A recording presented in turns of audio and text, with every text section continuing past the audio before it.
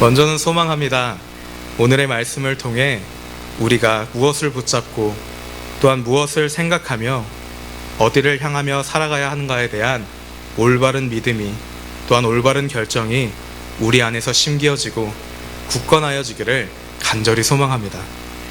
사람이라면 이왕 한번 살아가는 데 있어서 특히나 무언가를 결정하는 때 될 수 있으면 여러 마리의 토끼를 동시에 잡고 싶어하는 마음이 생기는 건 당연지사입니다.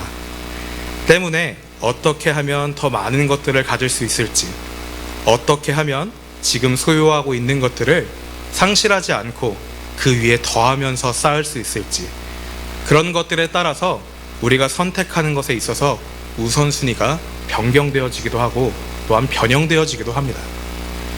그 우선순위가 높으면 높을수록 문제 해결을 위한 집중력과 노력 혹은 투자는 당연히 비례하기 마련입니다.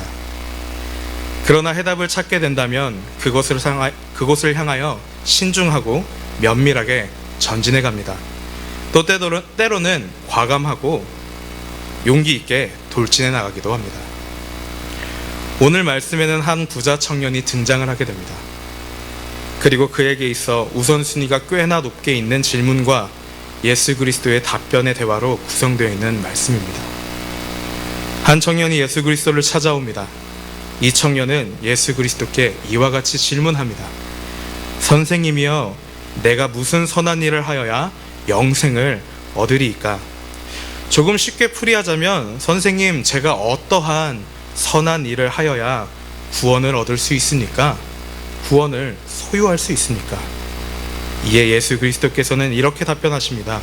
17절에 기록되어 있기로는 어찌하여 선한 일을 내게 묻느냐? 선한 이는 오직 한 분이시니라 라고 먼저 말씀을 하십니다. 그런데 저희가 신약 성경을 읽다 보면은 항상 종종 느끼는 것이지만, 우리 예수님께서는 조금 물어본 사람이 민망할 정도로 질문과는 좀 완전히 다른 동문서답과 같은 답변을 하시는 것과 같이 느껴질 때가 여러 번 있습니다. 뒤이어서는 이렇게 말씀하십니다. 내가 생명에 들어가려면 계명을 지키라 라고 말씀하십니다. 부자 청년은 어떤 계명이냐고 되질문하게 되고, 예수께서는 10계명의 말씀을 하시지만 이번만큼은 1계명부터 4계명까지의 말씀을 제외하고 5계명부터 10번째 계명의 계명들을 말씀하십니다. 이에 따른 부자 청년의 꽤나 놀라운 대답이 그 말씀에 대해서 다시 한번 되묻게 됩니다. 이 모든 것을 선생님 내가 지켰사온데 아직도 무엇이 부족합니까? 아직도 내가 이 모든 계명들을 지켰음에도 불구하고 대체 무엇이 부족합니까? 라고 하는 것입니다. 예수 그리스도께서는 모든 계명을 다 지켰다는 그 부자 청년에게 다시 한번 말씀하십니다. 내가 온전하고자 할진대 라며 드디어 그 궁금했던 질문에 대한 해답을 말씀해 주시는가 싶더니, 예수 그리스도께서 하신 말씀은 부자 청년에게는 조금은 충격적인 말씀이었을 것입니다. 가서 내 소유를 팔아 가난한 자에게 주라. 그리하면 하늘에서 보화가 내게 있으리라. 그리고 와서 나를 따르라 하시니 라는 말씀이었습니다. 이 말을 들은 청년은 마음에 근심이 생긴 채로 돌아갔다라고 성경은 기록하고 있습니다. 이후로 이 청년이 정말 예수님의 말씀과 같이 자기의 소유를 팔아서 가난한 자에게 나누어 줬고, 다시금 예수 그리스도께서 와서 그 예수 그리스도를 따랐는지, 혹은 아니면 자기의 재물만 팔고 가난한 자에게만 나눠준 셈만 그쳤는지, 아니면 그렇게 하지 않았는지는 저희가 알 수 없지만, 분명한 것은 이 부자 청년은 예수 그리스도의 말씀을 듣고 근심하며 돌아갔다라는 것입니다. 누가복음에서는 이 청년을 어떤 관리라고도 소개하고 있습니다. 관리라고 하는 것은 어떠한 공회의 회원이거나 회당의 높은 자리를 위치해 있는 사람을 의미하기도 합니다. 이때 당시 공회의 회원이 된다라고 하는 것은 학술적으로, 조금 더 쉽게 얘기하면 굉장히 머리가 똑똑하다라는 것입니다. 그런데 그 사람이 청년이라는 겁니다. 나이까지 어린 것이죠. 그런데 더불어 그 나이도 어리고 똑똑한 사람이 부자라고, 돈까지 많다고 합니다. 혹시 부러우신 분 계신가요? 손 한번. 없으시죠? 감사합니다. 물론 이 부자 청년이 일확천금으로 부자가 됐을 가능성도 있지만, 이때 당시 부자라고 한다면 이미 가정 자체가 축적된 재산을 통하여서 아버지가 부자였고 할아버지가 부자여서 이미 윗대에서부터 내려온, 다시 말하자면 그 부자 청년이 이미 성장기 때부터 시작하여서 그는 성장기에도 부족함 없이 자랐고, 그가 자라는 데 있어서 어떠한 것도 불편함 없이 자랐을 가능성이 크다라는 것들을 볼 수 있습니다. 굉장히 남부럽지 않게 자라왔던 그 부자 청년에게 한 가지 부족한 것이 있다고 합니다. 16절 말씀입니다. 어떤 사람이 주께 와서 이르되 선생님이여, 내가 무슨 선한 일을 하여야 영생을 얻으리이까? 그의 마음 가운데 여전히 해결되어지지 않는 부분이 있는 겁니다. 여전히 그의 마음을 괴롭히는 부분이 있는 겁니다. 그것은 바로 믿음에 대한 것이었습니다. 자기가 구원을 받았는지 받지 못했는지 불분명하다라는 것입니다. 확신이 없었습니다. 때문에 그는 예수 그리스도께 찾아와 대체 어떻게 해야 영생을 내가 소유할 수 있습니까? 대체 어떻게 해야 그 영생을 얻을 수 있습니까? 물어본 것입니다. 부자 청년은 선한 일을 해야 영생을 얻는 줄로 계속해서 알고 있었고, 모든 것을 다 소유하고 있었기 때문에 그의 삶에 있어서 모든 영생조차도 대가 지불을 통하여서 소유할 수 있고 얻을 수 있는 거다라고 생각한 것이죠. 이에 예수 그리스도께서는 이렇게 말씀하십니다. 17절 말씀입니다. 예수께서 이르시되 어찌하여 선한 일을 내게 묻느냐? 선한 이는 오직 한 분이시니라. 어떻게 하면 영생을 얻을 수 있겠습니까? 에 대한 질문의 대답이십니다. 무엇이 선인지를 말할 수 있는 분은 오직 한 분이시다. 그런데 그 뒤에 17절 하반절 말씀을 살펴보시겠습니다. 내가 생명에 들어가려면 계명들을 지키라. 무엇이 선인지를 말씀하실 수 있는 분은 한 분이라고 방금 말씀하셨습니다. 그런데 그 뒤에 바로 무엇이 선인지에 대해, 어떻게 해야 영생을 얻을 수 있는지에 대한 해답을 그 다음에 바로 알려주고 있으신 겁니다. 예수님께서는 아마 이런 말씀을 하고 계시는 것 같습니다. 내가 지금 나를 영생이라는 주제를 가지고 나에게 찾아왔는데 지금 네가 찾아온 내가 누구인지 알고 있느냐? 예수님께서는 선한 일이 무엇인지를 말씀하시면서 그분의 존재 자체를 간접적으로 드러내고 있는 것입니다. 이 땅의 선한 것들을 정의할 수 있는 분은 한 분이시고, 그 한 분은 오직 하나님이신데, 그 선한 일을 정의할 수 있는 것을 지금 예수님께서는 말씀하고 계시면서 내가 하나님의 아들임과 동시에 하나님이다 라고 하는 것을 이 부자 청년에게 간접적으로 알려주고 있는 것입니다. 여기까지만 살펴보게 된다면 굉장히 뜬금없이 하나님께서 커밍아웃을 하신 것이 않습니까? 대체 왜 이 구절을 가장 먼저 말씀하시고 예수 그리스도께서 하나님 되심이 부자 청년의 영생과 뭐가 그렇게 관계가 있을까? 17절을 조금 더 자세히 한번 살펴보겠습니다. 그러한 예수님께서는 생명을 얻기 위해서라고 말씀하시지 않고 생명에 들어가려면 이라고 말씀하십니다. 영생은 얻는 것이 아닙니다. 소유할 수 있는 것이 아닙니다. 내가 갖고 싶다고 해서, 내가 어떠한 노력을 하여서 보상으로 생기고 내가 챙길 수 있는 것이 아닙니다. 영생은 들어가는 것입니다. 어디에 들어가는 것입니까? 하나님하고의 관계에 들어가는 것입니다.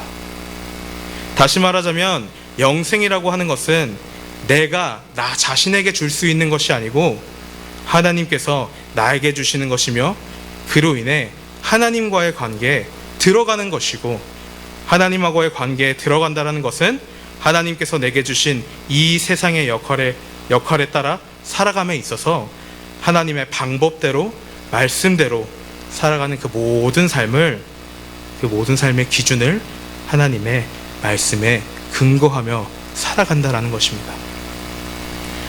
여기서 우리가 한 가지 오해하지 말아야 할 것이, 하나님하고의 관계에 있어서 그 율법을 지킬 수 있는 것이지, 내가 율법을 지킨다고 하여서 하나님과의 관계가 시작된다거나 그 관계에 들어갈 수 있다라고 하는 것은 아닙니다. 예수 그리스도의 그 대답에 부자 청년은 다시 한번 떳떳하게 말합니다. 내가 이 모든 것을 지켰습니다.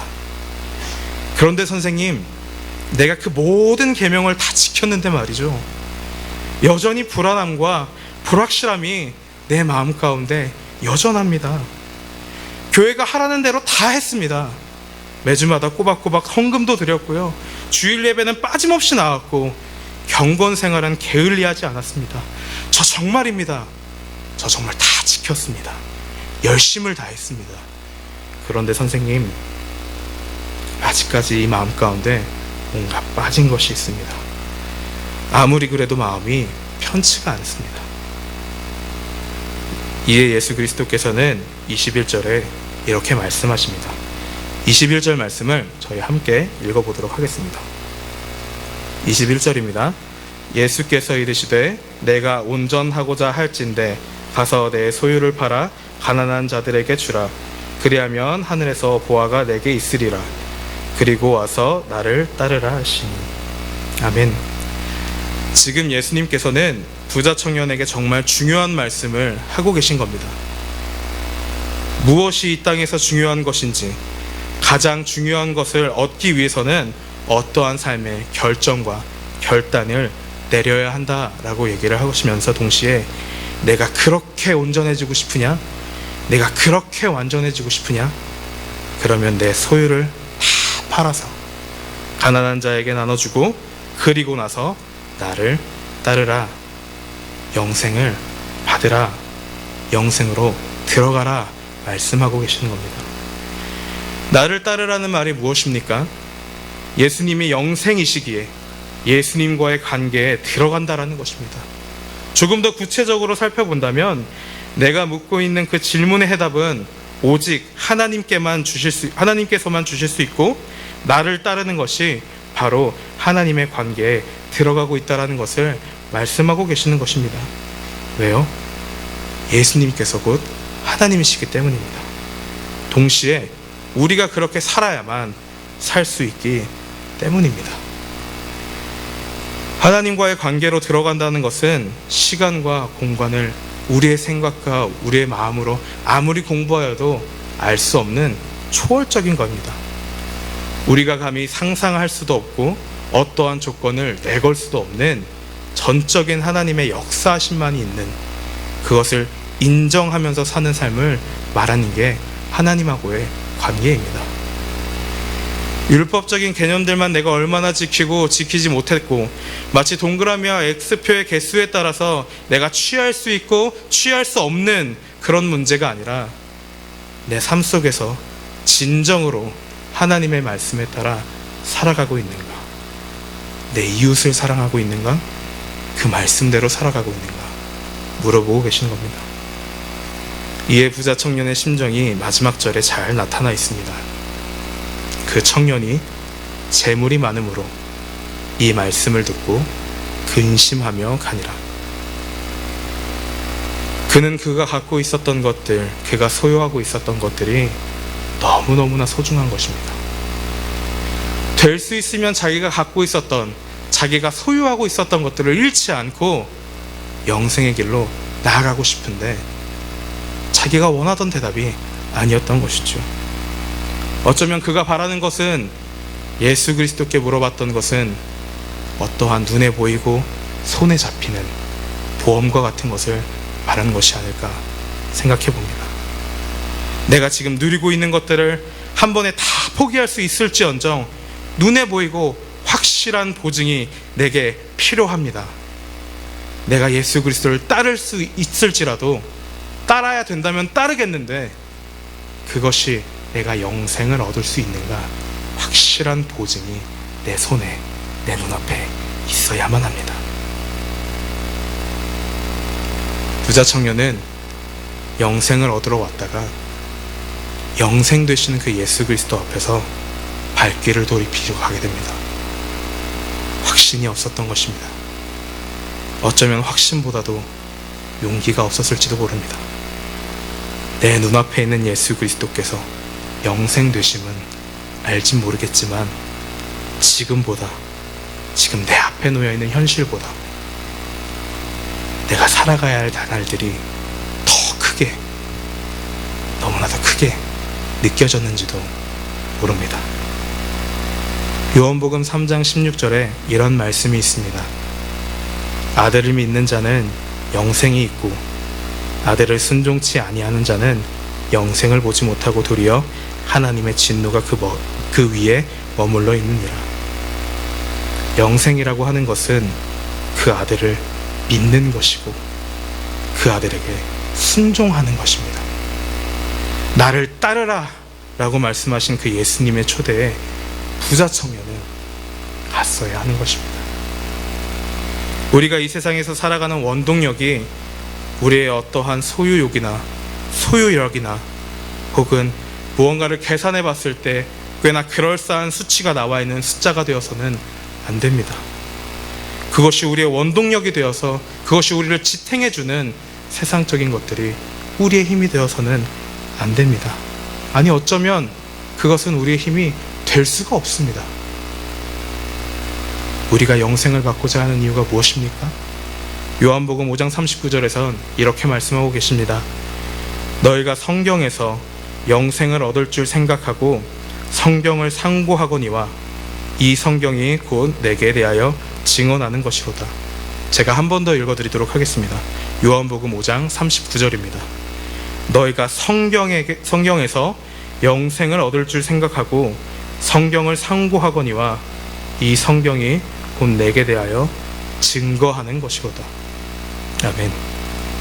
우리가 영생을 받고자 하는 이유는 바로 하나님께 있는데 그 하나님께서는 우리에게 주시는 게 죄 없으신 그 예수 그리스도께서 나의 죄 때문에 십자가에 못 박혀 죽으시고 3일 만에 부활하셔서 이 모든 사실을 믿는 모든 자에게는 영생이 있다라고 말씀하셨는데 그 영생을 통해 이제는 예수 그리스도께서 공생에 하셨던 그 모든 사역들을 우리에게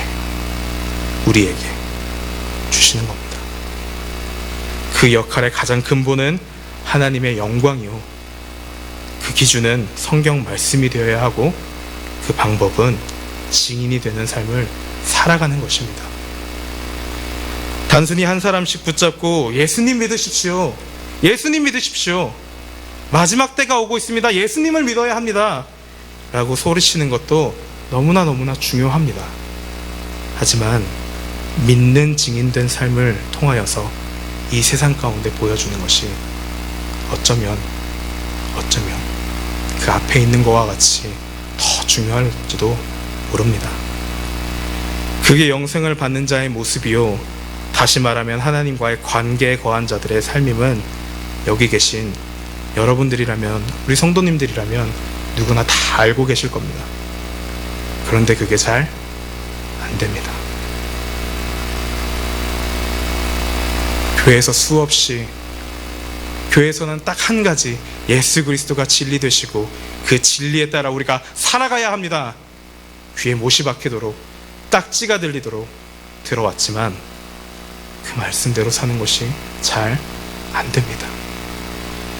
여전히 하나님의 말씀은 1.1에게 오류도 없고 그 자체가 진리임을 우리가 너무나 잘 알고 있지만 그 진리의 말씀을 붙잡고 살아가는 것이 너무나 어려운 것입니다. 힘들어 죽을 것 같습니다. 잘하고 싶어도 너무나 잘 안 되고, 때로는 누군가는 그 하나님의 말씀이 진리라고 얘기하는 것조차도 싫다라고 얘기합니다. 그러나 우리가 잊지 말아야 할 것은 내가 경험해 본 것들 중에 눈에 확실하게 나타나는 것들에 더 손이 가고 마음에 가는 것이 아닌 그런 보장되어지고 증명되는 것에 내 마음과 손이 가는 것이 아니, 이 하나님의 말씀대로 살았을 때 보다 더 완벽하고 보다 더 정확하게 그 말씀대로 이루어진다라는 믿음의 확신이어야만 합니다. 우리가 여기서 오해하지 말아야 할 것은, 성경은 물론 물질 그 자체를 죄악으로 보지는 않고 있습니다. 하나님보다 그것이 앞설 때 죄라고 하는 것이지, 명예도 지위도 하물며 직위와 우리가 누군가에게 무엇을 하는 베품과 사랑까지도, 하물며 하나님께서 축복으로 주신 그 자녀들까지도 하나님은 자기 자신보다, 그 하나님보다 앞설 때 죄악이라고 하는 것입니다. 요한복음 5장 39절 말씀을 한 번 더 읽어드리도록 하겠습니다. 너희가 성경에서 영생을 얻는 줄 생각하고 성경을 상고하거니와 이 성경이 곧 내게 대하여 증거하는 것이로다. 아멘. 예수 그리스도께서 우리 안에 내재하심으로 이제는 우리 모든 한 사람 한 사람이 교회됨으로 예수 그리스도의 역할을 담당하며 말씀을 몸소 증거하는 그런 증인의 삶을 살아야 합니다. 이웃들뿐만이 아니라 다음 세대에 있는 우리 모든 아이들에게까지, 우리 선생님은 정말 예수님처럼 나를 사랑하시는구나. 우리 엄마는 힘든 일이 있을 때 정말 기도하시는구나. 그 기도로 그 어려운 문제를 돌파하시는구나. 죄의 유혹 가운데 찾아왔을 때 우리 아빠는 말씀으로 이겨내는구나. 신앙의 경건 생활은 이렇게 하는 거구나. 우리 아버지는 이렇게 하셨는데 우리 어머니는 저렇게 하셨는데, 하나님을 예배하는 데 있어서는 내가 최선을 다해야 하는구나. 앞서 말씀드렸듯이 오늘 본문에 나온 부자 청년을 어떻게 됐는지는 모릅니다. 그렇지만 예수 그리스도께서 나를 따르라 라고 말씀하셨을 때 따라 나선 제자들은 이 성경 말씀에서 어떻게 말하고 있는지, 하나님께서 어떻게 보시는지 우리는 너무나 잘 알고 있습니다. 마지막으로 한 가지 이야기를 말씀드리고 마무리할까 합니다. 미국의 9.11 테러가 일어났을 그 당시에, 그 주일날에 맨하탄에 있는 타임스퀘어 교회의 카터 콘논이라는 목사님의 설교 말씀을 일부 읽어드릴까 합니다. 우리는 하나님의 목적을 위해 목숨을 내려놓아야 합니다. 이건 주일학교 소풍과 같은 그런 사소한 문제가 아닙니다. 그리스도의 교회는 계속해서 좋은 삶을 살라고 초대하는 것이 아닙니다. 영혼들을 위한 전쟁인 것입니다. 죄악 가운데서 벗어나십시오. 살기 위해 달리십시오. 왜냐하면 당신의 생명에 관한 일이기 때문입니다. 이건 반대되는 신학과 예수님에 대한 다른 관점에 대해서 논쟁하고자 하는 것이 아닙니다. 이 영적인 전쟁은 당신의 생명에 관한 것입니다. 뉴욕시의 경찰관들에 대한 이야기는 아직도 그 목사님의 마음을 뜨겁게 한다고 합니다. 무너져 내리는 빌딩을 피해 사람들이 도망갈 때 경찰관들과 소방관들 그리고 몇몇 사람들은 그 빌딩을 향하여서 달려면서 소리쳤다고 합니다. 도망치십시오. 살기 위해 도망치십시오. 목숨을 걸고 외쳤다고 합니다.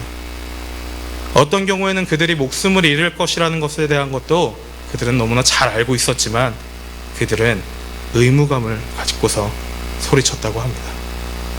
이러한 모습을 보고 그 목사님께서는 이렇게 하나님께 기도했다고 합니다. 하나님, 당신의 왕국을 위한 책임감이 이 존경스러운 소방관과 경찰관들이 무너져 내리는 그 빌딩에 죽어가는 사람들을 향해서 외쳤던 그 외침보다, 그들의 의무감보다 적지 않게 하소서. 우리는 진리가 길바닥에 떨어져 있는 시대에 살고 있습니다.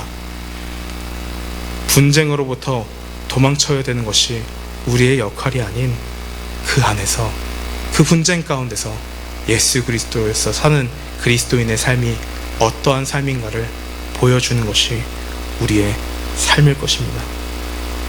죄로부터 벗어나십시오. 죄로부터 달려나가십시오. 번영과 부와 성공에 집중하는 것에서부터 벗어나십시오. 자기 개발에만 집중하는 복음으로부터 도망가십시오. 그리스도가 아니라 인간이 영광받는 그 자리에서 벗어나십시오. 그리스도의 몸이여 도망치십시오. 이러한 외침의 원인이, 그 외침의 대상이 우리의 가정이 되거나 우리의 부서가 되거나 우리의 교회가 되지 않기를 간절히 소망합니다. 모든 한 사람 한 사람에게는 예수 그리스도께서 나를 따르라 말씀하셨습니다. 이 말씀에, 이 관계에 함께 하심으로 하나님의 나라와 의를 위해 살아가는 우리 성광의 모든 성도님들이 되시기를 간절히 소망합니다. 함께 기도하시겠습니다.